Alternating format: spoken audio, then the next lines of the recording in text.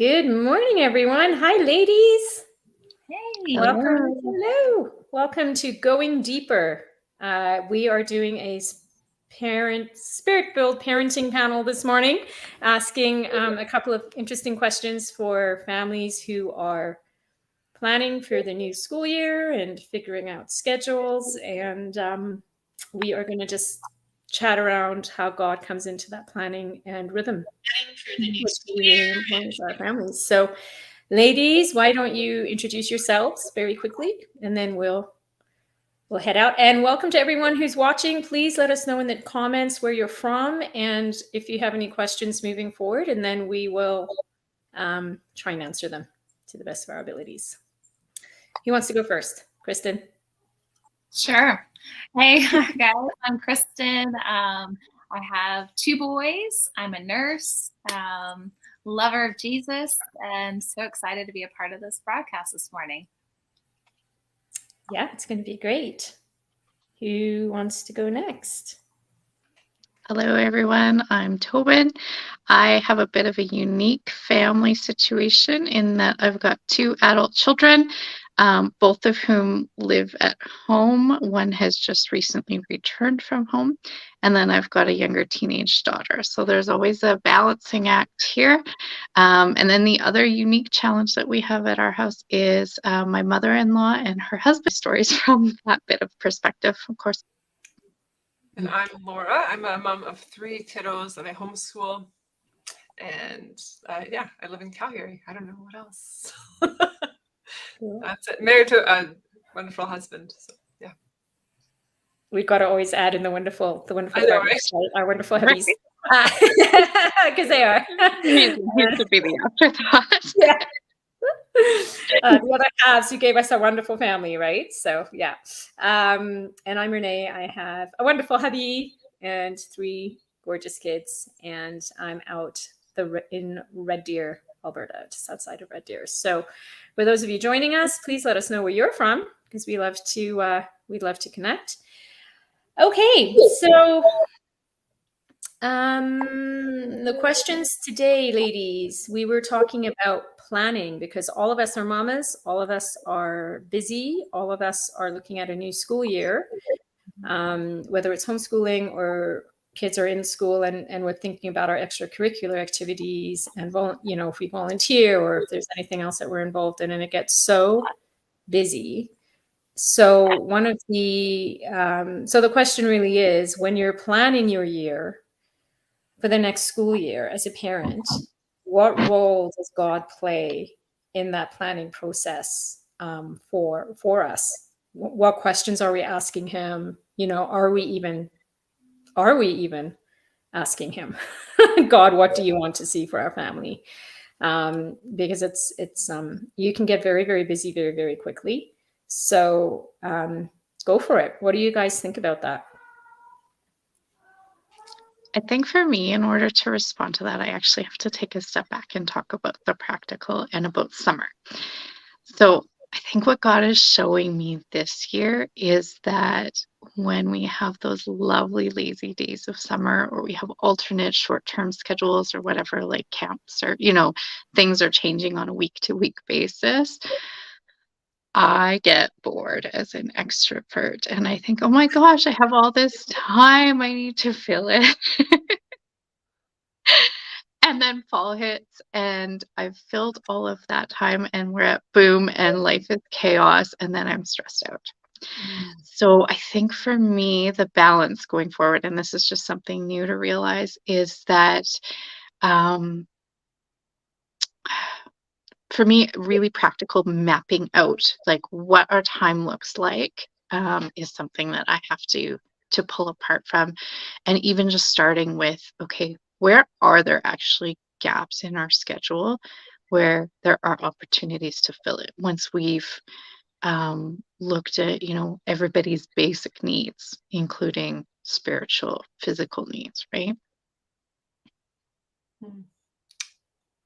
It's funny because I'm like, oh, summer is not how you describe it for us. Like the relaxing days of summer, I'm like, oh, like no, summer feels busy for us, and it feels like because it's less routine, it's easy to actually like, just actually be on the go more than this. Maybe that's because we homeschool. I don't know. I'm like, oh, I'm looking forward to the routine of the fall so things can settle down. Yeah. I mean, not that it stays settled down. I think so for me a year ago, and probably part of the process of homeschooling and like almost like, I don't know, I don't like the word deprogramming, but kind of like taking myself out of that daily driving the kids to school, go mode. I started to realize how much like my perspective on what's important, or like what our kids need, what I need, and how we do, not time management, but like how we fill our time or not fill our time. I realized that we were filling a lot of our time, and I actually started to go, oh, like, what if we had more, like less busy, like that whole idea of like, I think that, well, my kids have to be in swimming lessons, they have to be in skating lessons, that there's something, oh, we have to have these skills, or every kid needs to be in a sport, an art, whatever. And like, and so it was actually a shift in perspective of like, what does this child need? Not because they need every door opened, but because God's wired them a certain way, kind of like what you're saying of like basic needs, but like, what are those for each child? But with a perspective of our whole family, in the sense of like, well, that activity, like hockey, when we had one vehicle, wouldn't work for our family. So it was like out, it wasn't even an option, because I was like, I'm not willing to have every weekend be go. And what does it mean for two of our three kids if they're not in hockey, and we're always having to run around for one? And so there's always like a lens of like, I shouldn't say there's always, I've developed a lens of like, what's going to work for our family as a whole, so that we aren't feeling busy, or we're not feeling like we're go all the time. And so I started to like, that was like my strongest value, is like, we need to have downtime together as a family, or like, I don't like feeling that rushed. And I'm not a good mom when I'm always rushed. So then I'm like, that started to be the lens for me. I think that's really important, is acknowledging what that schedule does to your sense of peace in your home.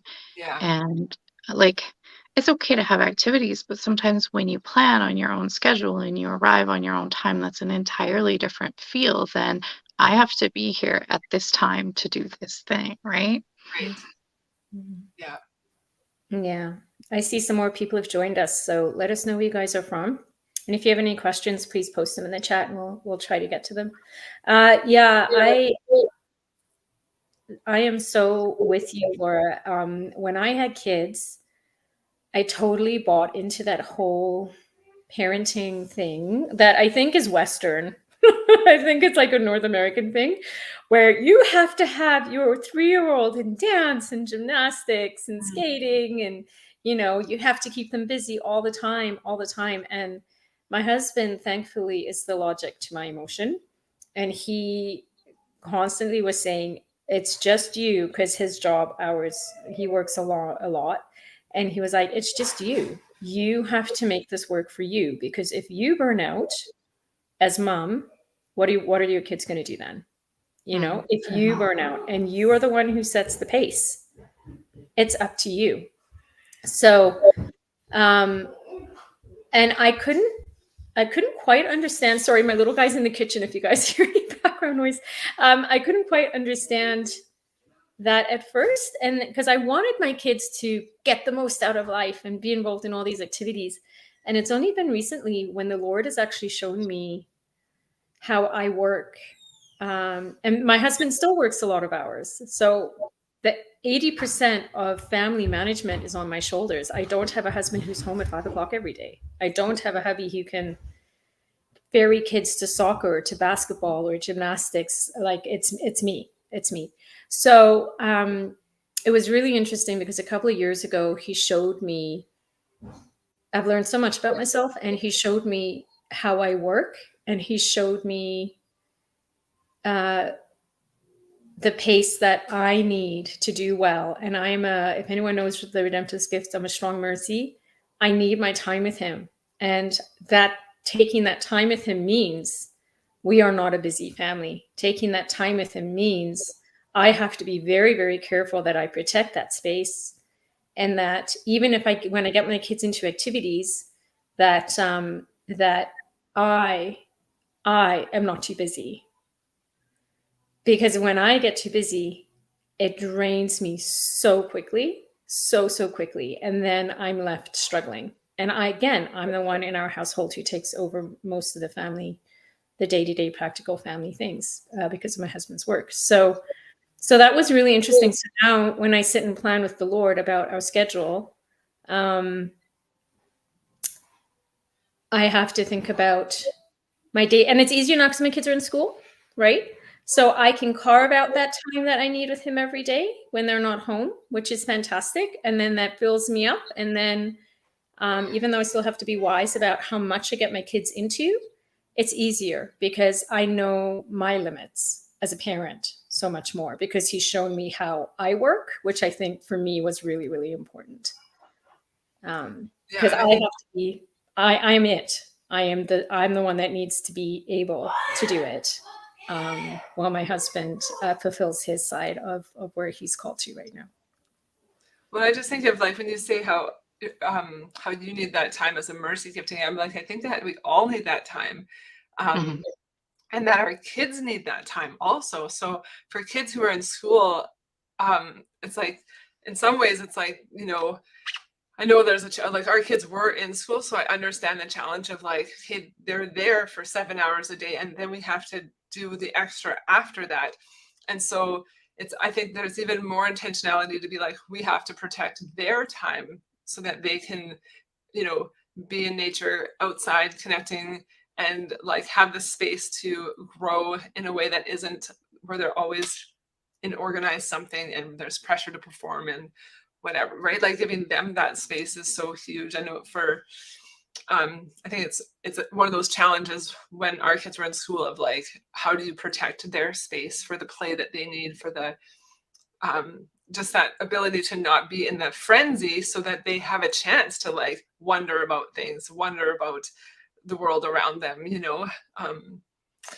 I think that's so important for that space. I think the enemy loves us to be busy and not able to be connected to God, not the enemy. Be connected to God, like aware of like how we're feeling, because I think in the busyness it's really easy to be disconnected from even how things are impacting you or where you're at emotionally. Like I think there's just so much in that busyness that we escape having to feel. And for our kids, I'm like, they need to be able to feel all the things and experience their world in a way that isn't rushed and with that like go like it's not like that developing what we do isn't who we are. It's like we have a person that needs space to develop. Like we as a person need space to develop outside of the performance or the producing results, Yeah. And I think the point that I really wanted to bring across a lot is that, Renee, you kind of touched on it, but I want to hone in on it, is that mom and dad, parents, you guys need to guard that space for yourselves for downtime. So when I talk about like charting what's important, start with that. We attend Sunday services on this day, or maybe we attend Saturday night services or something like that. Plan that. And then what does your downtime look like first for the week? It's almost a backwards way of looking at it versus what does our active time look like first, right? Yeah. Yeah, I really like that. And I think there's always that component of taking your family and your schedule to God and with Holy Spirit and sitting down and being like, okay, so our kids, our marriage, our obligations better than we do. And I think there's there's a place here for actually diving in with him and asking him to be very specific. Like if you really want Holy Spirit's leading for this, asking him to show you very specifically. And he will, because he knows your kids. He knows what their passions are. And if they're in that age where they're exploring, like you've got younger kids and they don't know what they like yet. Maybe they want to try soccer. Maybe they want to try skating. Maybe it's music. Maybe it's something else, art, or voice. Can you guys hear me? My little guy is really going at it downstairs. I don't know what he's doing. He's having fun though. Anyway, sitting down and listening and being with Holy Spirit and just being like, what does this year look like?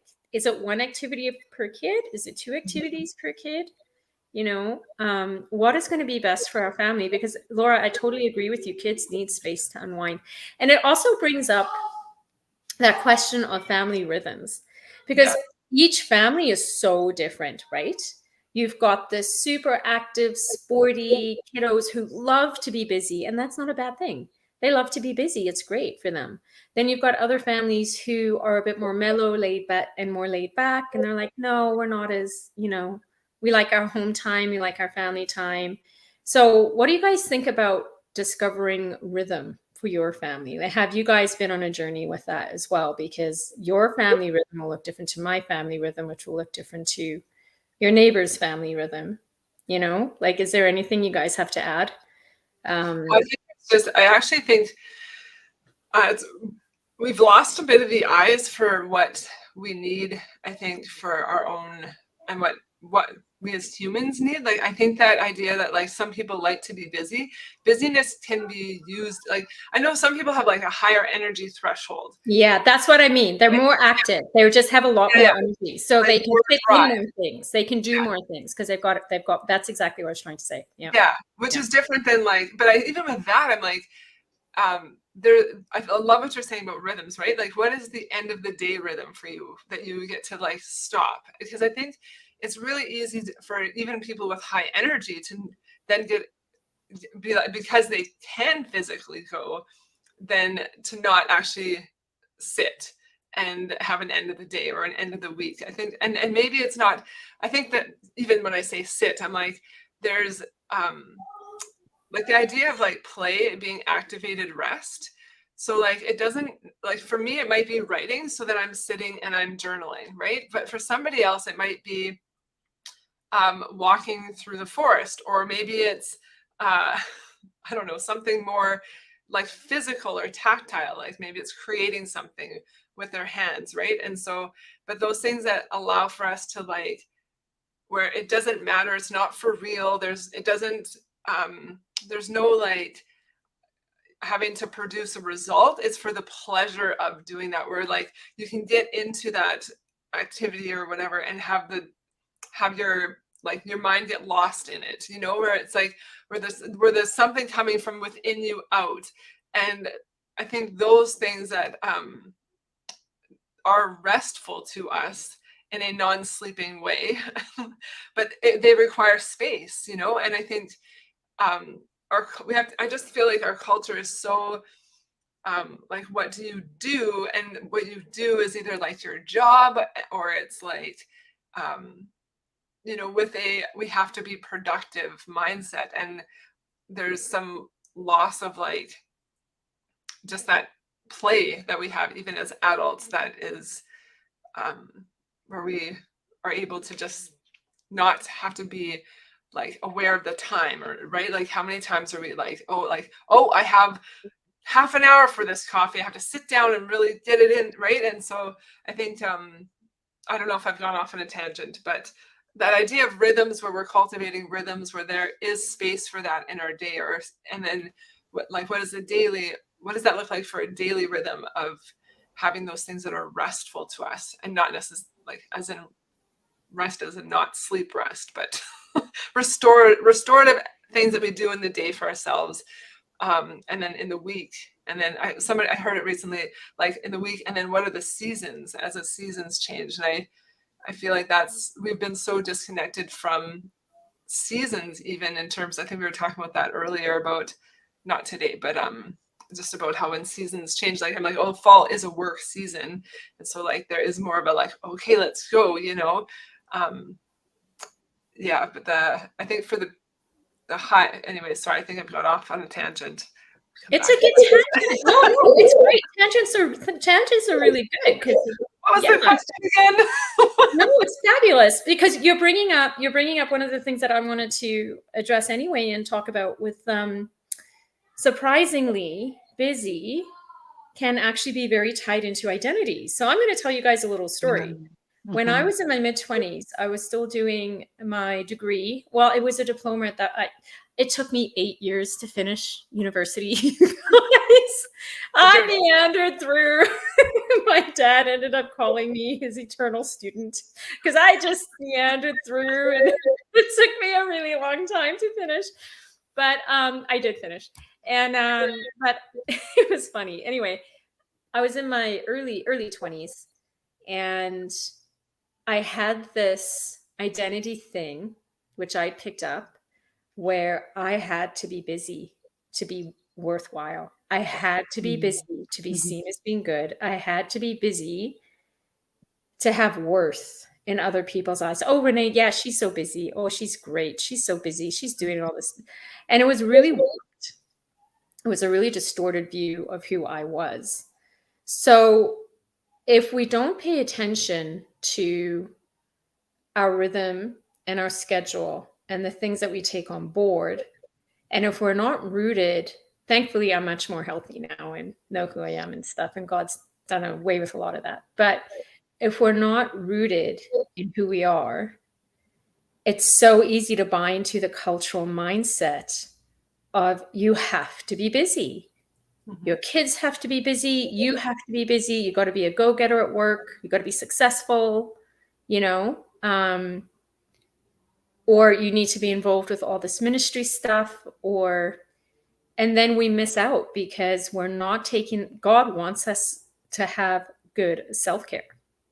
He really does. And your point is well worth it, Laura. He wants us to have good self-care. We are worth it to have good self-care, but not in the toxic, it's all about me way, which the world has distorted it to be.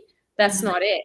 It's self-care for our good so that then we can give out to others, which is why I have to be so careful to get my God time and my time with him and sit with his heart and be with him, because that actually, aside from me worshiping or whatever, and he's talking and we're having time together, it actually fills me up and then I'm a better wife. I'm a better mother.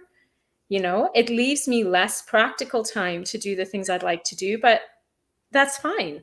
It's that, the self-care that he wants us to get is supposed to rejuvenate us and replenish us so that then we can then continue to give out to others. But if you're in that trap of busy, and if busy is a worth thing for you, you're not getting that. Well, what if instead of self-care, it was, I'm leaving space in my day for God to take care of me in my time with him? Because what you're describing isn't actually you taking care of yourself. It's you prioritizing time with your God with our God who takes care of us. Right. Yeah. And so, but it's interesting because when you say that, I'm like, oh yeah, like if in the busy, it's like if you're sick, if you don't, hypothetically speaking, your mom's at your house and you would love for her to take care of you while you're sick, except for you don't lay down. You just continue running around and you're like, oh, she's taking care of me because she's at my house. Well, no, like in order to be cared for, you have to like surrender to that care. And so that time that you're carving out to be with God is offering yourself in surrender, giving your time to him so that he can take care of you. And the feeling that you have with that is because that's what he wants to do for us. But if we don't have the eyes to prioritize that time with him, then I feel like it's very North American to be like, oh, I'm going to do this, and this, and God's going to take care of me. And it's like, well, how's that working for you? Yeah. And maybe there's things that we live with and think it's normal, but maybe it's that we aren't actually stopping to let God take care of us in the sense that we need to actually stop and let him do that, So it's not self-care, it's God care. Mm-hmm. Yeah, let's change that around. I really like that. It's not, which ends up being self-care because eating better. But yeah, it's God care. Yeah. Yeah. It's really valid because I think self-care comes with connotations of selfishness, like you said already. The term busy has been used in so many ways that I've noticed with friends, and it almost makes me sick when I hear it. When I hear, oh, I know you're so busy. And it's almost like in those kinds of conversations, it's an excuse for me not to give back into that relationship where that person's allowing that Mhm. space. And it bothers me because I don't want people to assume that I can't give to them and invest in my relationship with them. And I really don't want that to be because I haven't created the space to be able to invest in that. So I No. guess that's another rabbit trail off God care. But when we're filled up with our time with God and we've created a little bit of space in our schedules to be able to invest in others, then we can pour out from a wellspring of life. And I think there's been, on the self-care topic, there's been challenges that I've seen in conversations in the Christian community saying, there's nothing to back that up. And I would take a step back and say, but Jesus stepped away from his disciples. Jesus made time for prayer and going off alone. He sent them off into the world to minister. What did he do during that time? Right. So I think there's lots of examples, even if it might not be said explicitly, go get yourself a massage and a facial. Well, and Yeah. I think the term self-care comes from the idea of I'm doing it on my own. Like it literally does mean that. It's self. It's all and I think I wonder if it's because rest has become a dirty word. Like, why don't we just say like I'm going to have some rest? Because I think what Jesus showed us isn't the self-care that we talk about. It was that he went to restore, and he went to be with his Father, right? Like he went and he took himself out of the things that were pulling at him in terms of like ministry, right? And so he stepped away so that he could have rest and restore. So I'm curious about like the language of self-care. I think that it is almost problematic in its actual wording, in the sense of like, right, like what we mean is I'm making time for what I need to be healthy. I'm making time for, I'm carving out space, but it's almost like we have to justify it with like, and we've developed a term that's socially acceptable because the things that we need in order to not be in a frenzy and not be in a producing mindset or like production focused, we've developed a term that's socially acceptable, like, oh, I can do these things because if I say it's self-care, people understand, versus if I say I choose to structure my life differently so I have space to do that so that I can be healthy. Do you know what I mean? Like I need rest. Oh, like what do you mean you need rest? Or this is restful for, right? Like it's interesting that like I almost feel like it's developed out of like us having to justify that we're doing it. Do you know what I mean? I like Yeah. Rebecca's comment here about a strategy she's using now. That's coming out of her time with God, with her God care time, right? I love that term now, God care. Oh, so good. So good. I love that. I love that term. But I think it's a very North American thing. I think it's a very cultural thing. And I mean, I'm pretty sure that there are Christians in other countries who just really do not struggle with this. Like God is their priority. They get their God care, they get their rest. And Jesus modeled it for us. You're totally right, Laura. Like he got the rest that he needed with his Father when he needed it. And out of that time with him came he got that time with his Father before he named the disciples. You know what I mean? Like there was strategy and there was instruction from the Father for him on next steps for the things that he had to do. It was so important for him, and it was restful for him to be in his presence as well. So, and there was also culture. I think that's why we actually have to talk about it in North America, because some places in the world still have culture that protect that time. And it wasn't that long ago that we had like Sunday, everything was closed. It was like a forced day where it's like you can't really be productive. I mean, you could at home maybe, but like it was like culture supported that and it was like and protected it. And then we went to, well, now everything's open and now, well, you have to work that day, or maybe you don't have to work that day, but work is happening. And so like, you know, it's been able to infiltrate spaces that weren't there before, you know, and like the cell phones meant, well, now you're bringing your work home versus before you could leave and it stayed at the office. So I think there's been a shift where it's like, yeah, the culture isn't supporting those pockets of space that used to protect the rest. Mm-hmm. Which then opens up the bigger conversation of consumerism, because you have to work to afford the things that you want to buy. So that means putting in the overtime, bringing the work home. Like, that's just having to, and I think it is like, I feel like this journey when the idea of like being guided by the Spirit in priorities and in how we're structuring the fall, like this brings us right back around, because it's like it is saying I'm not going to buy into what society is saying I need to do for my family. I'm not buying into the values and well, they have to have these things, they need to be on this team, or they have to, right, or they like whatever that is. It's like choosing to go against the grain and say we're going to do things differently, and that is not easy. That is hard. Yeah, when you bring it back to a family perspective and a planning perspective and the rhythm perspective, and you factor all of those things in, it necessarily will mean a slower pace than a lot of other families around you, right? Or if your kids are, I'm just verbalizing, guys, so bear with me. If you've got gifted athletes in your family and your kids are making the provincial teams, or, you know, very high level hockey or whatever the case is,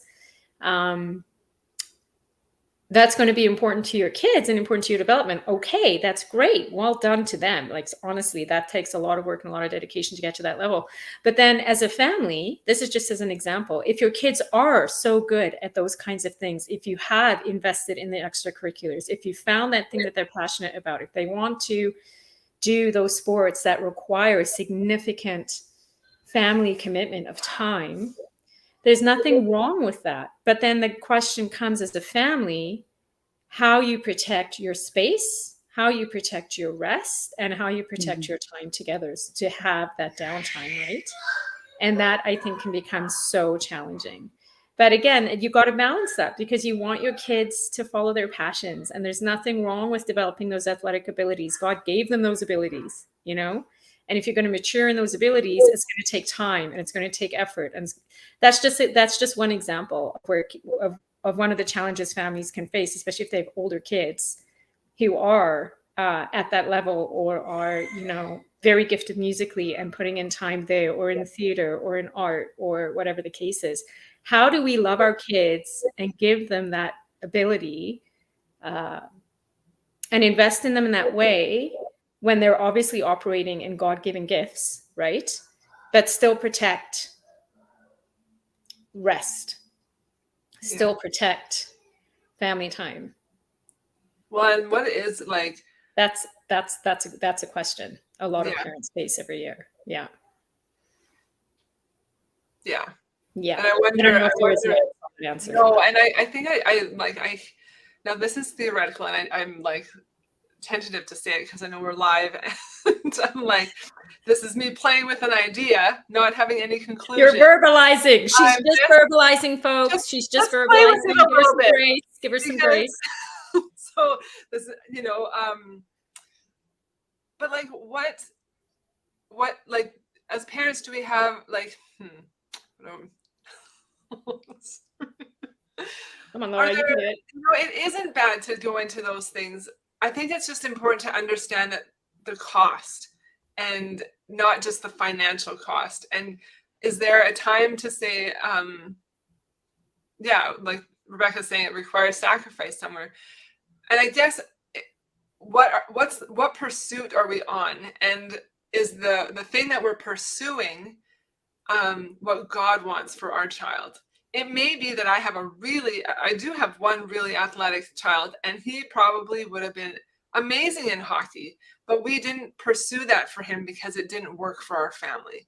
And I think then as a parent, I have to live with the sadness of lost opportunity, which isn't easy. And I have to let that sadness come as it comes, like, oh, this year, like, oh, now, if we just do rec, he hasn't had this, is this going to be work? Because I think, but the letting go, and I'm not saying every single person should let go of a dream, but I think knowing what God wants for that child, not everybody has to pursue the highest level of something because they're naturally gifted at it. I think if God is calling them into that, then that's different. But I think we have to be really careful about what's driving that underneath, Do you think families suffer from a fear of missing out? Is there some FOMO here happening with like, honestly, with our kids? Like, is there FOMO? Well, I think they have to try every single sport that's out there. It is uncomfortable as a parent having to sit with the sadness of lost opportunity for your child, because you want every opportunity for your child, but we live in a culture, in a time that like I remember when lived in Fort McMurray, and I remember thinking like, oh, we don't have this option for school, we don't have that option for school, like we just have this school to pick, this public school or that public school. We don't have, and I had family that were putting their kids in these great schools, and I was like so sad about, oh, we don't have that. But I remember the family member saying, sometimes a lot of choice isn't better, because suddenly it's like, well, if you can give the best to your kid, are you going to do that? And now you have to actually decide if you're going to do that. And so I think, and then we moved to Calgary, and we did have all this choice. I'm like, oh, I get what they're saying. Sometimes, like, I grew up in a small town. It was like there were no community sports leagues. It's like you played volleyball and basketball when you got to junior high, and then high school if you continued on. But it limited how much it could take over. Whereas I think in urban areas, what a lot of people, well, it's now there's so many choices, and are you going to give the best for your kid? Well, we all want to give the best for our kids, you know? Mm-hmm. And there's just, and the thing is, we are so privileged to live in the society we live in from a materialistic perspective, right? Because there is so much. And I, as a parent, have struggled over the last, I would say 3 or 4 years more, of what to put my kids in. Because again, it's just me, right? And I want my kids to enjoy what they're doing. And I mean, COVID took away a lot of that for that season anyway. But I've come to the conclusion, for my family at least, that anything that we invest in for our kids is going to be what they're passionate about right now. And I have water babies. I'm from Africa. I love swimming, grew up with pools. I love the water. And I have 3 water babies. And so in the fall, we will be investing probably in swimming. And then maybe one other thing, like I think we're going to try piano and voice. So, but it's that constant access to all of these things. And you honestly don't know what to choose. Do you want to do this? Do you want to do this? Do you want to do this? Do you want to do this? Do you want to do, is the question for my kids every summer when I'm like, okay, what are we going to put you in the fall? So I've just come to the conclusion, and I think it is a fear of missing out for me, because I'm like, well, what if they don't try gymnastics or, and I definitely have I've got 2 very active kids. So, but at the same time, I'm like, they all love swimming. They all love the water. So why would I not develop that, which is one thing easily arranged for 3 kids in a time frame that I can manage as a mom. And why would I not invest in that? You know what I mean? And stop with the fear of missing out. that their quality of life as an adult is going to be materially damaged because they didn't do all of these different things. And again, there's nothing wrong with trying all of these different things depending on your family context and dynamic. Sure, it's just I don't have the capacity to get my kids to all of these different things, and so my limits are very practical and very real. So yeah. Anyway, FOMO, it's a disease. I think you're very right in what you share there, Renee. I'm going to use the word season in a different way than Laura applied it here earlier, but in terms of seasons of life. Yeah. And we had that season of life where we had 2 kids in hockey and we were going here and there everywhere, and, third kid doing other stuff, and life was crazy. And we had to literally take a step back and go, okay. And COVID, of course, helped us with that. That was a huge benefit in our lives. But to be able to just intentionally downsize and downplay things, and doing things at a very simple once a week kind of level where there's like physical and mental engagement for a short period of time. But now we're in a season where my younger daughter is wanting to pursue something at a higher level. And of course, we're not providing for the older 2 kids. So it's just 1 kid we're looking at here right now. The other 2 can get themselves to and from their activities as they want to.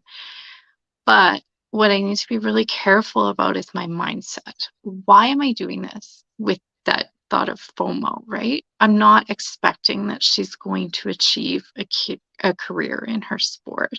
What I actually want is for her to cultivate some certain qualities by being at this higher level. So I think it's important to take a step back and explore with Holy Spirit, like, what is my goal? What is my heart in supporting this or not supporting it? Because that's really important. And what's that going to cultivate in the child if we invest in this or not? And I think same can apply to church activities. How involved do we get in volunteering in church, parent or child, and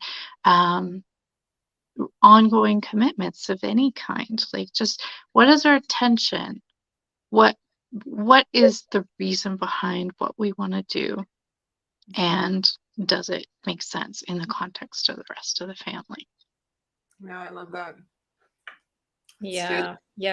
I think that's really good. And you actually bring up an interesting point because, and this isn't to bash the church, I love the church, but I think if you are one of those families that is very involved with ministry, you are very involved in your local church, maybe mom and dad are a pastor, or you're just very busy in your local church, that can be really great. But I think there's been some unfortunate precedent setting within the church that has bought into the culture of busy, and families have paid the price for it.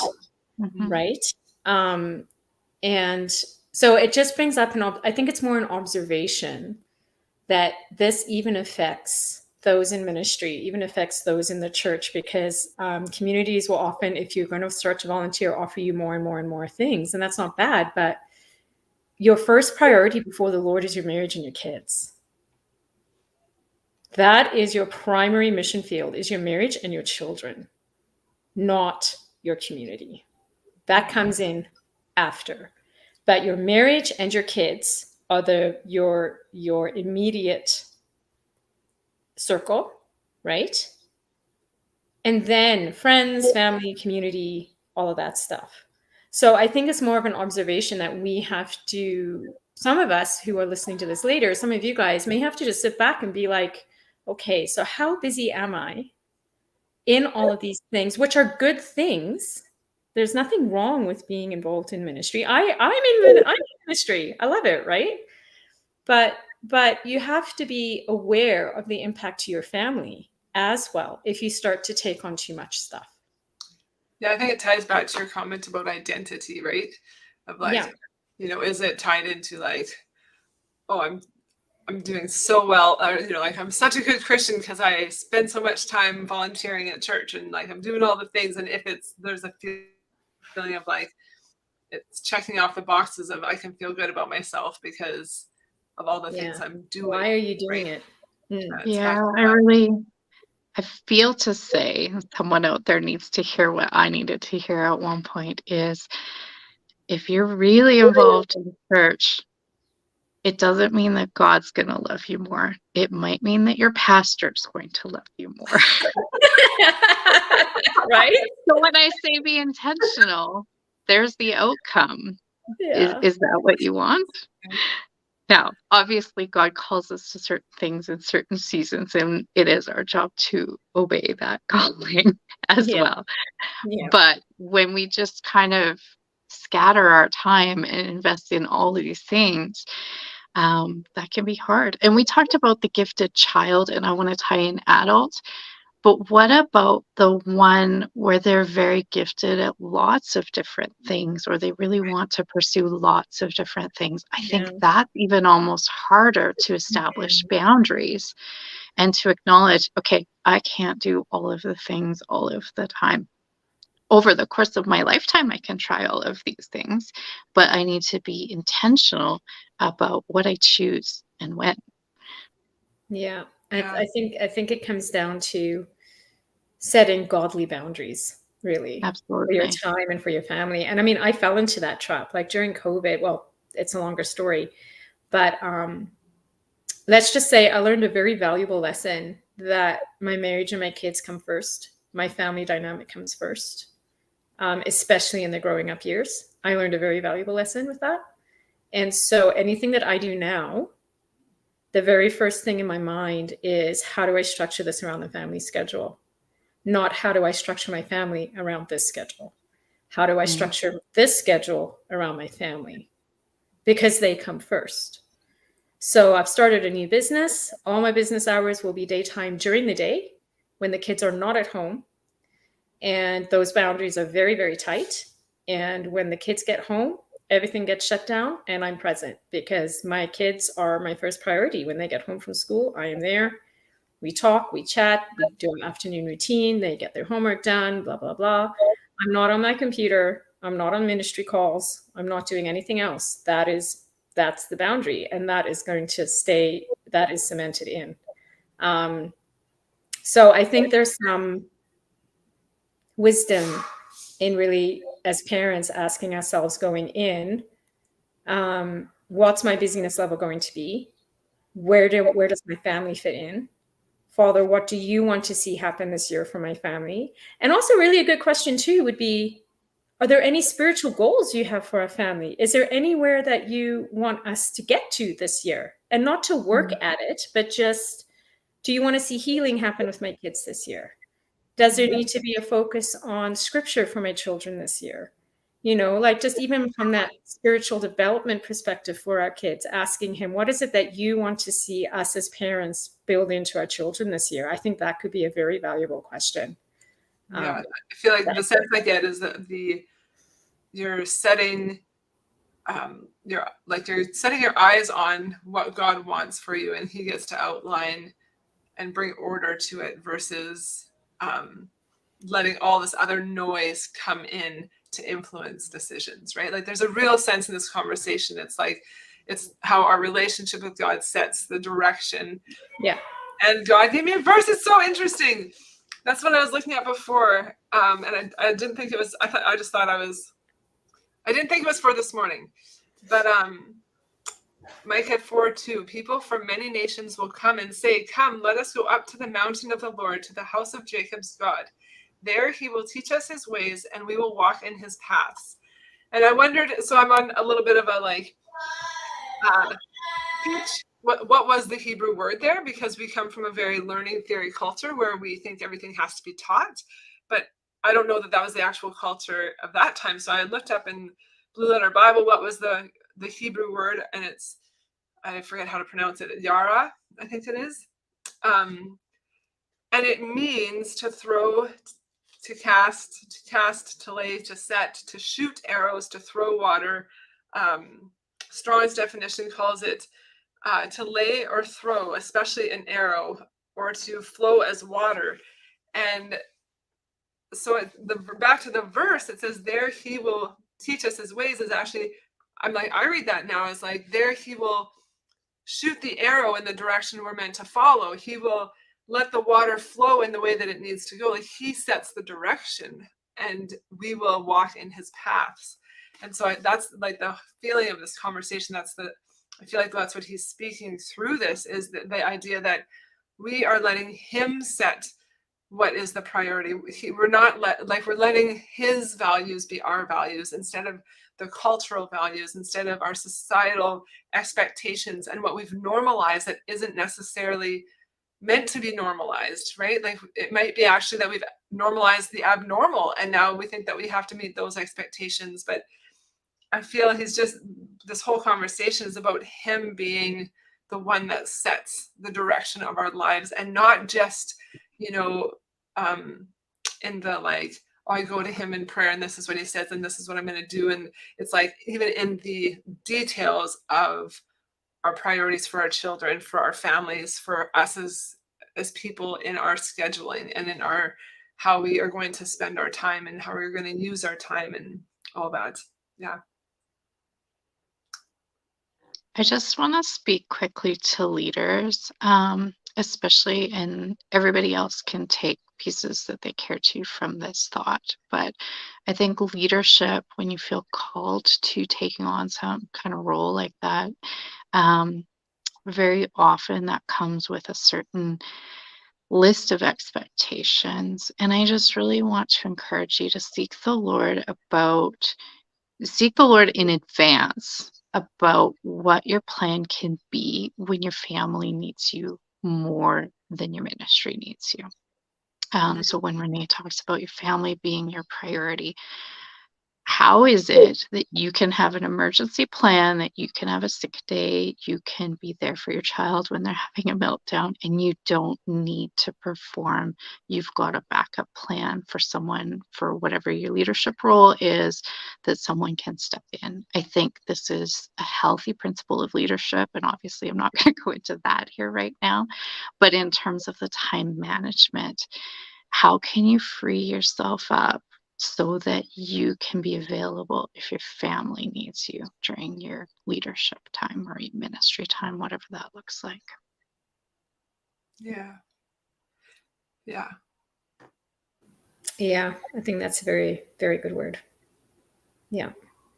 And the question just came to mind of like, when we structure and align our values and our priorities and our time with how he wants us to, does that then increase? And I feel like this is a question for somebody 20 years older than me. Like, does that actually increase your capacity, right? Like, and is it this thing that happens that kind of like, as your capacity increases, well, then you're able to be more intentional with your time and serve, right? Like, because I know in seasons, like when I had babies, it was like, that wasn't the season for me to give and give and give of my time, right? And so, but yeah, I wonder in that, like,